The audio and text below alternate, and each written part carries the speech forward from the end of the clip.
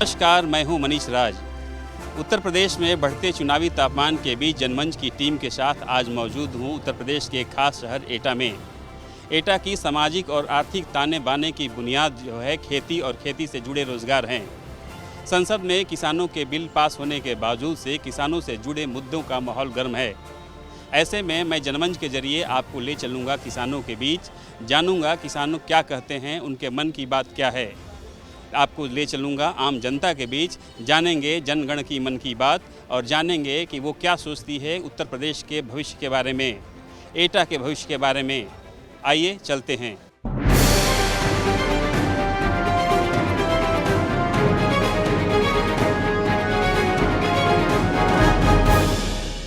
एटा के बाबरपुर गांव में मौजूद हूं किसानों के बीच। किसानी और खेतीबाड़ी से जुड़े छोटे छोटे रोज़गार इनके कमाई का जरिया हैं और हम इन किसानों से जानेंगे किसानों के मन की बात क्या कहते हैं। ये क्या समस्याएं हैं आपको? समस्या तो सब तमाम है। लाइट भी कम आती है, अब DAP है वो भी महंगी है और डीजल भी महंगा है। यूरिया है सो 50 किलो की बजाय 45 किलो कर दी, वो भी महंगी है। और अब लाह का बीज है वो 900 रुपये किलो आ रहा है। बताओ किसान क्या पाएगा? इस बढ़ती महंगाई का जिम्मेवार कौन है? क्यों आखिर ये महंगाई बढ़ रही है, आपको क्या लगता है? मुझे तो सरकार के ही उसमें लग रहा है। इस महंगाई बढ़ा रही तो सरकार ही तो बढ़ा रही है। दालें 100 रुपये 90 रुपये से कोई कम नहीं है। सब्जी है वो भी महंगी। किसान आप लोग हैं, सरसों का तेल महंगा हो गया, दाल महंगा हो गया, तो एक तरीके से जो दाल उगाने वाले किसान हैं, सरसों उगाने वाले किसान हैं, उनको तो फ़ायदा है। हाँ, उनको फ़ायदा है। अभी जब हमारे गेहूँ कटते हैं ना, तब 14.5 के कुंटल के हिसाब से गेहूँ बिकता है। और अभी हमारे पास जब होता है गेहूँ स्टॉक में तो हम बेच देते हैं। अब इस टाइम हमारे पास गेहूँ नहीं है, अब 1800-1900 बिच रहा है। तो जब है नहीं है तो क्या फ़ायदा महंगा होने से गेहूँ? जब हमारा माल होता है, जब मद्दा रहता है। अब गेहूँ अब है नहीं हमारे पास, अब महंगा है, हमें महंगा खरीदना पड़ता है। जब बच्चे पालते तो उसे तो बेचेंगे, जब अपने खेत में लाग लगाएंगे तो बेचेंगे उसे। हम लोग 200 रुपये मजदूरी के करके लाते हैं और जब 200 रुपये मजदूरी करेंगे तो 8 दिन में अब सिलेंडर भरवाएंगे, 1000 रुपये वो सिलेंडर भर हो जा रहा है। आप लोगों में से राकेश टिकैत को कितने ने नाम सुना है? टिकैत का नाम सुना है राकेश टिकैत जी का? हमने नहीं सुना है। आपने राकेश टिकैत का नाम सुना है? जी नहीं सुना है। आपने राकेश टिकैत का नाम सुना है? नहीं सुना है। राकेश टिकैत कौन है, कोई नहीं जानता है। ये बहुत अचरज की बात है कि राकेश टिकैत अपने आप को स्वयंभू किसान नेता बोलते हैं और ये लगभग पश्चिमी उत्तर प्रदेश का ही इलाका है, जो एटा गांव का एक बाबरपुर इलाका है। आप लोगों ने राकेश टिकैत का नाम नहीं सुना है। खैर, आप आगे बात करते हैं। आप ये बताएं कि गांव में कुछ लोगों ने हमसे शिकायत की कि आवारा पशु भी खेती के लिए एक बहुत बड़ी समस्या है। तो क्या आप ऐसा है, हम लोग खेती करते हैं, वो खेत में और खा लेते हैं और हमारे वो नुकसान बहुत जा रहा है। सर ऐसा है कि जब हम फसल को जमाते करते हैं, जब होती है तो ली लगा गाय सुअर दुनिया के उजाड़ करता है और किसान वो रोंद के मारता है। राज्य सरकार की योजनाएं और केंद्र सरकार की योजनाएं, प्रधानमंत्री आवास योजना या लैट्रिन बनाने, स्वच्छता अभियान के तहत, तो इन सबों का फायदा गांव वालों को मिला है? हाँ, ये तो मिला है। ये तो सभी मिला है सर। ये किसको फायदा मिला है? नशा हमारा आवास बना हुआ है, हमारा बना हुआ है। प्रधानमंत्री आवास की योजना के तहत आपको फायदा मिला? हाँ मिला है। वो बने, अभी आवास एक भी नहीं आया है, वो बने। और लैट्रिन वाली सुविधा सबकी बनी हुई है। हाँ, शौचालय सबकी बनी है। हाँ, शौचालय सबका बना है। हमारा मकान है फूटा हुआ, हमारे को कोई सुविधा नहीं मिल रही है। हम विकलांग इंसान है, बताइए हमको पेंशन मिलना चाहिए, हमको कौन देता है? हम क्या खाएं? चूँकि बढ़ती आबादी जो है विकास में बाधक है, तो हर आदमी 2 ही बच्चा पैदा करे, सरकार का ये प्लान है। तो ये आपको कैसा लग रहा है, ये प्लान सरकार की योजना? हाँ सही है। अच्छा, अब की बार आप किसकी सरकार बनते देख रहे हैं?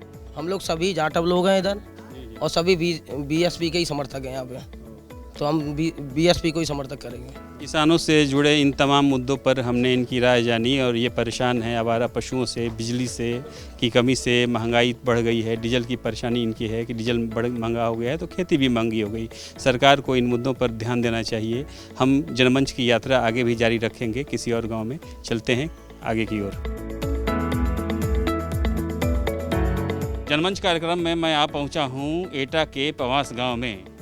कहते हैं भारत माता का लाल वही माटी में जो फसल उगाता है और वह है भारत के किसान। यह गांव मूलतः किसानों का गांव है। यहाँ खेती बाड़ी और खेत से जुड़े औजारों का कारोबार है। छोटे मोटे किसान हैं, सबकी अपनी समस्याएं हैं, सबकी अपनी दिक्कतें हैं। जानेंगे इनके मन की बात। आइए चलते हैं किसानों के बीच। आप लोग बताएं कि आप लोगों को रोज़मर्रा की दिक्कतें परेशानियां क्या झेलनी पड़ती हैं? मोदी सरकार सही है हमारे कहने से, बहुत बढ़िया काम कर रही है। सब गुंडागर्दी सब मिट गई। हम लोग कह रहे हैं मुलायम सिंह, और ये तो जितना आना ही चाहिए। तो ये बताएं कि पिछली सरकारों में और अब की सरकारों में क्या बेहतरी हुई है? ये बेहतर हुई है। पहले वाली सरकार थी तो वो अपनी अपनी बिरादरी को लेके चलती। अब ये सरकार है तो ये सरकार सब एक लकड़ी हाथ छाँक रही है। ये मुझे बढ़िया लग रहा है, या कुछ मिले या नहीं मिले। ये सरकार जो है एक और कानून लाने की बात कर रही है कि हर आदमी 2 बच्चे पैदा करे। बढ़ती हुई आबादी विकास में बाधक है, तो कम बच्चे पैदा होंगे तो विकास तेजी से होगा। आपका क्या कहना है? अब तो सर जी आगे के सोचे, हमारे तो बच्चा जो होने सो हो गए पैदा। हम क्या बताएं, अब आगे के लोग सोचें अपने 2 ही बच्चे पैदा करें। हमारे तो या 2 हैं या 4 हैं, हमारे तो जो हो गए सो हो गए। खेती बाड़ी में आपको क्या समस्या आती है? सर खेतीबाड़ी में यही समस्या है कि जैसे गाय वगैरह ये बहुत परेशान करती हैं, खेती से कुछ ला नहीं पाते हैं हम लोग। और सर यही चाहते हैं कि जैसे हमारे गांव के प्रधान है ना, वो गायों को छोड़ देते हैं, वो बंद नहीं करते हैं। किसान वहाँ छोड़ के आता है गौशाला में, तो प्रधान नहीं रखता है, उसे छोड़ देता है। बहुत समस्या है इसी बात की। गायें जो हों गांव के ही लोगों की होंगी? नहीं, गांव की नहीं है, वो इधर उधर से आती हैं। हमारे गांव में तो बहुत कम पालते हैं, और पालते हैं वो तो सब बांध के रखते हैं। और कुछ ऐसे हैं जैसे गौशाला हमने पहुंचाई तो 2 दिन बाद उन्होंने छोड़ दी। ये हाल होता है। खेती और किसानों का एक मुद्दा बहुत ज़ोर शोर से उठ रहा है कृषि बिल पास होने के बावजूद। क्या आपको कुछ जानकारी है? किसी नहीं सर, कृषि बिल की कोई जानकारी है? राकेश टिकैत वगैरह जो आंदोलन कर रहे हैं उसकी कोई जानकारी नहीं है? नहीं सर, कुछ जानकारी नहीं है इसके बारे में। आने वाली सरकार आप किसकी बनते देखना चाह रहे हैं? मोदी, योगी। सर जी ये बता, योगी तो पैसा दे रहा है गाय के, सही है। ये गौशाला बनी है, गौशाला हम लेते नहीं। अब ये बता, योगी गाय कहाँ ले जाएगा? बसपा और वो सपाही सरकार, वो बा सरकार में ये गाय भाई ये काट के और खा लेते तो जे सही है। जे गाय कट दी तो बढ़िया है या अब बढ़िया है? ये बता रहे हैं। जे लोग कह रहे हैं चारे गाय से परेशान है। बसपा सरकार में और सपा सरकार में जे लोग ऑर्डर दे दिया, ये कट जाती और बस गैया रहती नहीं। अब बताओ, अभी ये योगी ने नहीं कर दिया, गैया ना कटेंगी। अब बताओ योगी क्या करेगा वो? हालांकि इसी गांव के एक भाई हैं, ये कह रहे हैं कि इसमें योगी जी क्या करें। योगी जी गायों को रखने के लिए पैसा देते हैं, गौशाला बनवाते हैं, लेकिन जो स्थानीय लोग हैं, स्थानीय अधिकारी हैं, उसमें भ्रष्टाचार करते हैं। तो ये बेचारे गांव वाले उस भ्रष्टाचार का शिकार हो रहे हैं, और उनको योगी से कोई दिक्कत नहीं है, स्थानीय अधिकारियों से दिक्कत है। आप क्या कहना चाहते हैं भाई?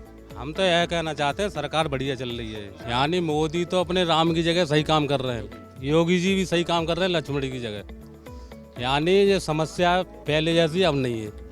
जो पहले लूटपाट करते थे वो अब नहीं हो रही है, और सब किसानों को सामान भी मिल रहा है, राशन भी मिल रहा है, पैसा भी खाते में आ रहा है। गाय किसान लोगों ने छोड़ी है, कारोबार ने ना छोड़ी है। अच्छा, योगी सरकार को आपको 10 में से अंक देने हो तो कितने नंबर दोगे? पूरे आएंगे।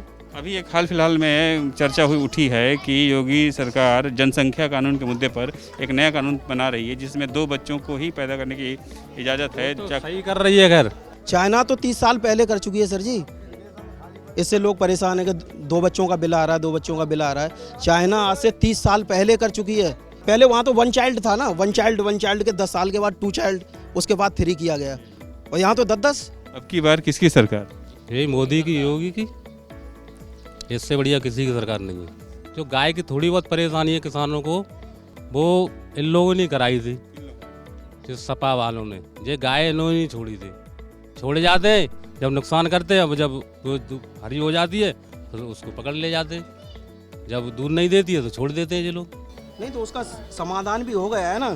तो जो गाय हैं, गाय के लिए गौशाला खोली गई हैं, अगर वहाँ के वर्कर काम नहीं करेंगे, वो अगर भ्रष्टाचार करेंगे, सरकार तो पैसा देती है ना उन्हें, वही खाते हैं पैसा। सरकार ने पैसा दिया, पैसा लेके उनके जो टीन सेट बनाए गए या जो घेराबंदी की गई, सब कुछ किया गया, सरकार उनके खाने के लिए देती है। लेकिन अब ये देती गाय को खाने के लिए, ये खुद खा जाते हैं, तो क्या किया जाएगा? है ना? वो नहीं के कर्मचारी हैं उसमें, वही। तो इसमें ना योगी का दोष है ना मोदी का दोष है, इसमें सिर्फ कर्मचारियों का दोष है बस। जैसा काम कर रहे हैं दोनों। एटा के इस पवास गांव से मैं जनमंच के जरिए इन तमाम लोगों के मुद्दे की बात मैंने जानी और इनके मन की बात आप लोगों के सामने रखी। इन्होंने तरह तरह के विचार व्यक्त किए और कई मुद्दे इनसे उभर के आए। गांव में आवारा पशुओं की समस्या है, लेकिन यहाँ एक नई बात ये पता चली, इन लोगों का कहना है कि इसमें भी समाजवादी पार्टी के लोगों का हाथ है कि ये आवारा पशुओं को यहाँ छोड़ जाते हैं और इससे गाँव वालों को परेशानी होती है। मैं इस वक्त सदर तहसील में खड़ा हूँ और हमारे पीछे तमाम जनता है जिनकी दुख और मन की बात हम जानने आए हैं। आप बताइए, आपको क्या परेशानी है? एक जांच हमें करानी थी पंचायत में, घोटाला किया है पंचायत सचिव ने।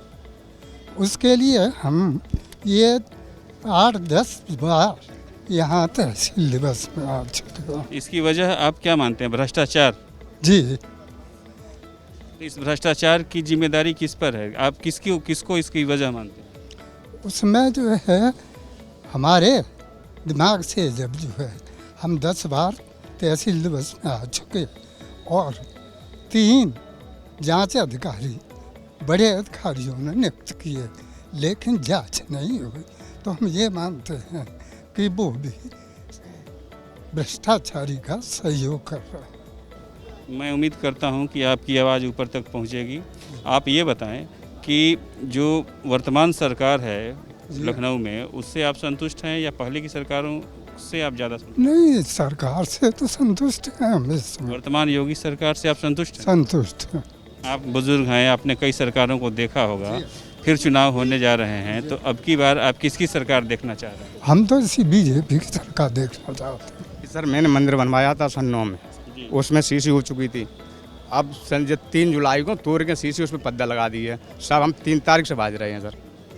और पुलिस अधिकारी लोग काम कर, डीएम ने ऑर्डर कर दिया हुआ साहब, लेकिन उस पर सुनवाई कुछ नहीं हो रही है। कहाँ मंदिर बनवाया था? ये सोनसा परसोन पे है साहब। क्या परेशानी क्या है? अब रास्ते ही नहीं राखी है साहब वहाँ पे। रास्ता नहीं है? जी नहीं, रास्ता नहीं है। मंदिर की वजह से रास्ता नहीं? हाँ, मंदिर की तरफ रास्ता नहीं है सर उधर। क्या कर रहे हैं अधिकारी? क्या कर रहे हैं? डीएम साहब ने ऑर्डर कर दो, एसडीएम कहते हैं जाके निरीक्षण करो। पुलिस ने रिपोर्ट लगाई दी साहब, ऐसा रिपोर्ट लगाई दी है, और लेखपाल ने कानून रिपोर्ट लगाई कि नाजायज निर्माण हुआ है वहाँ पर। क्या नाम है आपका? सतीश चंद।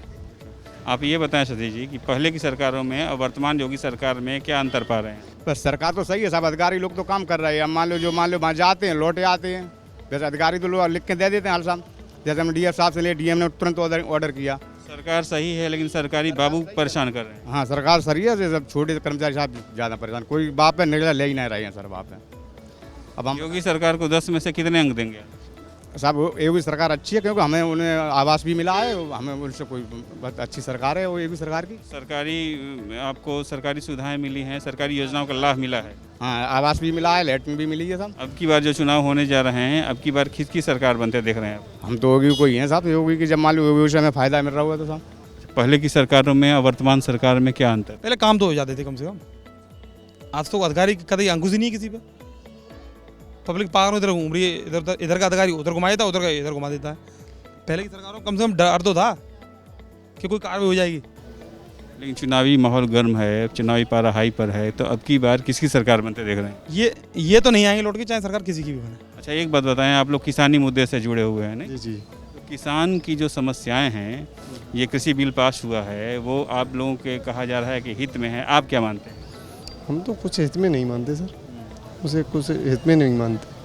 हमको जो हमारी ज़मीन ही जब छिन जाएगी, हमारी जब ज़मीन पर कब्जा हो जाएगा, तो फिर हमारे हित में क्या है? आप ज़मीन छीनने की बात तो उसमें है नहीं, आप कैसे कह रहे हैं कि ज़मीन छीन नहीं सर, उस पर जब काबिज हो जाएगा, जब वो ज़मीन पे जब जो ज़मीन है हमारी पूंजीपतियों को दे दी जाएगी। कौन कह रहा है पूंजीपतियों को दे दी जाएगी? आपने कृषि बिल पढ़ा नहीं या बरगला दिएगा? नहीं, बताते हैं कि इनका मालिकाना हक आप ही लोगों के पास रहेगा। जो पैदावार है उसको आप कहीं बेच सकते हैं ना, तो पैदावार हम बेच सकते हैं, तो उससे तो बेनिफिट होगा। आपने जानकारी इकट्ठा करने की खुद से कोशिश नहीं की कि बिल में क्या है? नहीं, ऐसे इतनी जानकारी नहीं सब। जो वैसे तो जो जमीन, यदि ऐसी बात हो तो वो किसानों के हित में हो। यदि उपज के दाम अच्छे मिलेंगे, हर जगह बेचने के लिए मंडी हम बाज़ार खुलेआम मिलेगा, तो हमको बाज़ार भाव अच्छा मिलेगा।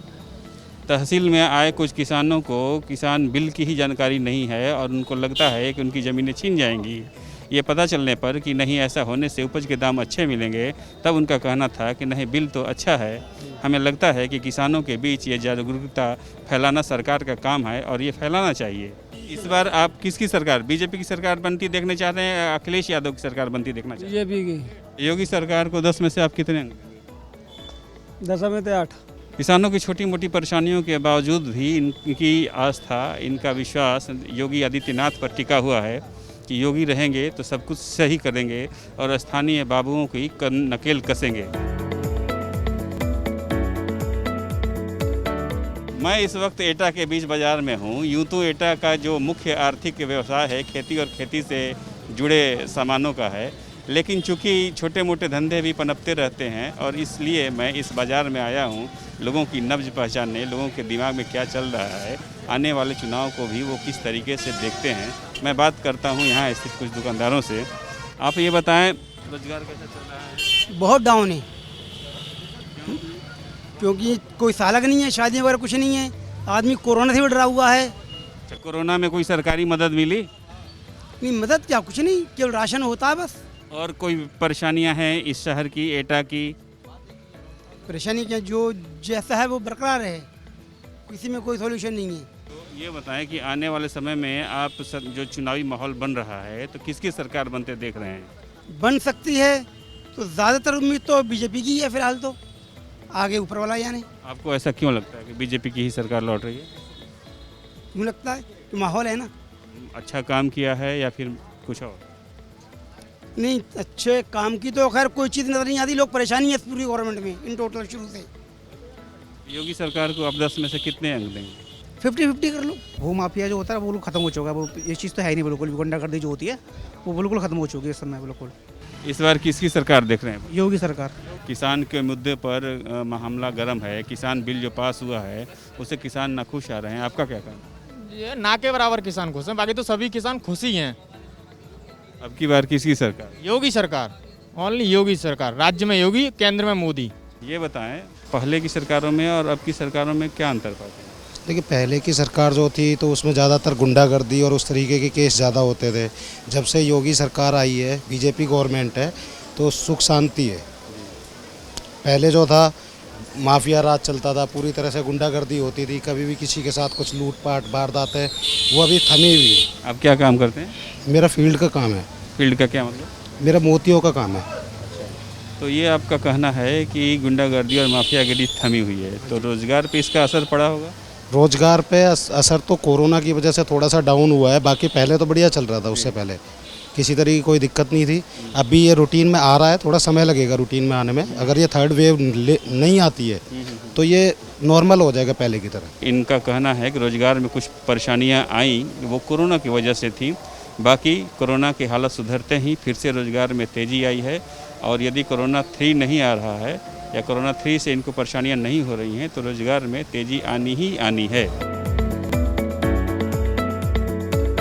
एटा के शहीद पार्क में कई लोग हैं हमारे साथ और इनसे हम चर्चा करेंगे एटा के बारे में, एटा के भविष्य के बारे में, यूपी के बारे में, यूपी के भविष्य के बारे में। आप एटा निवासी होने के नाते एटा को करीब से जानते होंगे, तो ये बताएं कि पहले की सरकारों में और अब की सरकार में एटा में क्या बदलाव देखते हैं आप? बीजेपी जो सरकार है वह काफ़ी भ्रष्टाचार को तो नष्ट कर दिया है, और जो अवैध कब्जे थे, बहुत सारी सी प्रॉब्लम थी, समस्या जीने में बड़ा परेशानियां होती थी। लोग वहाँ रात में चैन लूट लेता, कोई मोटरसाइकिल लूट लेता था, बड़ा प्रॉब्लम होती। आज मैं देखता हूँ कि ऐसी कोई स्थिति नहीं है। ये चुनाव का माहौल गर्म है, तो अब की बार किसकी सरकार? वैसे योगी जी बहुत पटल पे अच्छा काम कर रहे हैं, बहुत कर रहे हैं, 100% कर रहे हैं, लेकिन कितनी कामयाबी 100% नहीं मिल पाती है, लेकिन 80% तो मिल ही रही है। एटा पिछले 70 वर्ष से एक दुर्भाग्य झेल रहा है।